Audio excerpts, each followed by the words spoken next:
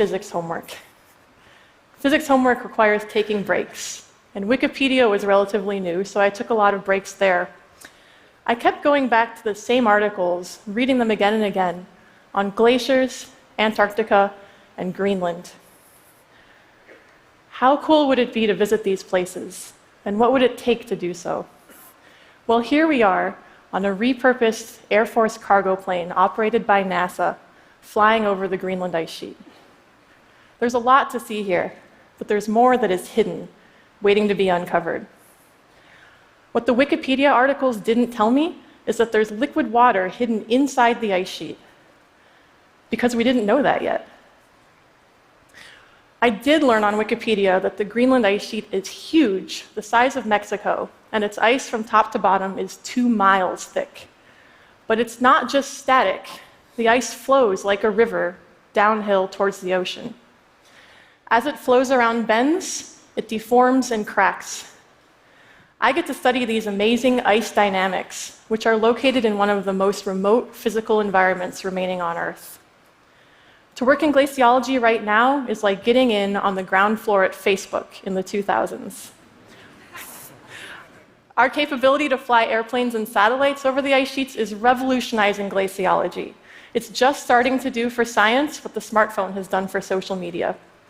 The satellites are reporting a wealth of observations that are revealing new, hidden facts about the ice sheets continuously. For instance, we have observations of the size of the Greenland ice sheet every month going back to 2002. You can look towards the bottom of the screen here to see the month and the year go forward. You can see that some areas of the ice sheet melt or lose ice in the summer. Other areas experience snowfall or gain ice back in the winter. This seasonal cycle, though, is eclipsed by an overall rate of mass loss that would have stunned a glaciologist 50 years ago. We never thought that an ice sheet could lose mass into the ocean this quickly. Since these measurements began in 2002, the ice sheet has lost so much ice that if that water were piled up on our smallest continent, it would drown Australia knee-deep. How is this possible? Well, under the ice lies the bedrock. We used radar to image the hills, valleys, mountains, and depressions that the ice flows over. Hidden under the ice sheet are channels the size of the Grand Canyon that funnel ice and water off of Greenland and into the ocean. The reason that radar can reveal the bedrock is that ice is entirely transparent to radar. You can do an experiment. Go home and put an ice cube in the microwave. It won't melt, because microwaves, or radar, pass straight through the ice without interacting. If you want to melt your ice cube, you have to get it wet, because water heats up easily in the microwave. That's the whole principle the microwave oven is designed around. Radar can see water. And radar has revealed a vast pool of liquid water hidden under my colleague Olivia, 7 stories beneath her feet. Here, she's used a pump to bring some of that water back to the ice sheet surface. Just 6 years ago, we had no idea this glacier aquifer existed. The aquifer formed when snow melts in the summer sun and trickles downward. It puddles up in huge pools. From there, the snow acts as an igloo, insulating this water from the cold and the wind above. So the water can stay hidden in the ice sheet in liquid form year after year. The question is, what happens next? Does the water stay there forever? It could. Or does it find a way out to reach the global ocean? One possible way for the water to reach the bedrock and from there the ocean is a crevasse or a crack in the ice. When cracks fill with water, the weight of the water forces them deeper and deeper. This is how fracking works to extract natural gas from deep within the earth. Pressurized fluids fracture rocks. All it takes is a crack to get started. Well, we recently discovered that there are cracks available in the Greenland ice sheet near this glacier aquifer. You can fly over most of the Greenland ice sheet and see nothing, no cracks, no features on the surface. But as this helicopter flies towards the coast, the path that water would take on its quest to flow downhill, one crack appears, then another, and another. Are these cracks filled with liquid water?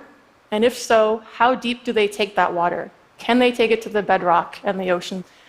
To answer these questions, we need something beyond remote sensing data. We need numeric models. I write numeric models that run on supercomputers. A numeric model is simply a set of equations that works together to describe something.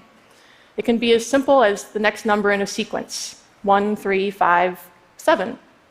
Or it can be a more complex set of equations that predict the future based on known conditions in the present. In our case, what are the equations for how ice cracks?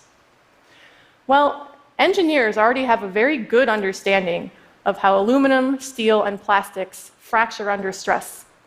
It's an important problem in our society.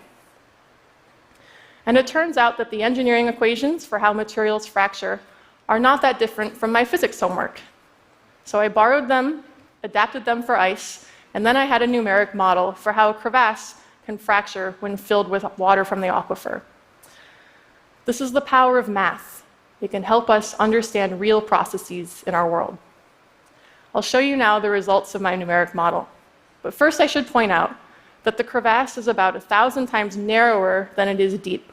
So in the main panel here, we've zoomed in to better see the details. You can look to the smaller panel on the right to see the true scale for how tall and skinny the crevasse is. As the aquifer water flows into the crevasse, some of it refreezes in the negative 15 degrees Celsius ice. That's about as cold as your kitchen freezer. But this loss can be overcome if the flow rate in from the glacier aquifer is high enough.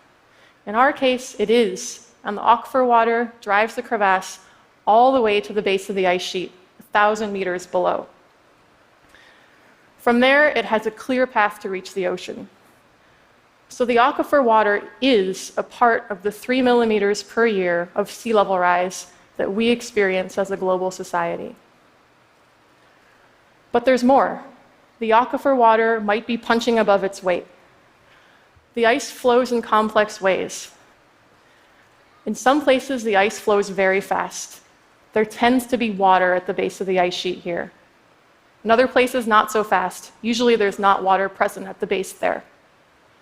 Now that we know the aquifer water is getting to the base of the ice sheet, the next question is it making the ice itself flow faster into the ocean?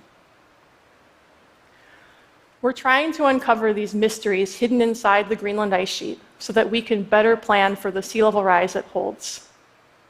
The amount of ice that Greenland has lost since 2002 is just a small fraction of what that ice sheet holds. Ice sheets are immense, powerful machines that operate on long time scales. In the next 80 years, global sea levels will rise at least 20 centimeters, perhaps as much as 1 meter, and maybe more. Our understanding of future sea level rise is good, but our projections have a wide range. It's our role as glaciologists and scientists to narrow these uncertainties. How much sea level rise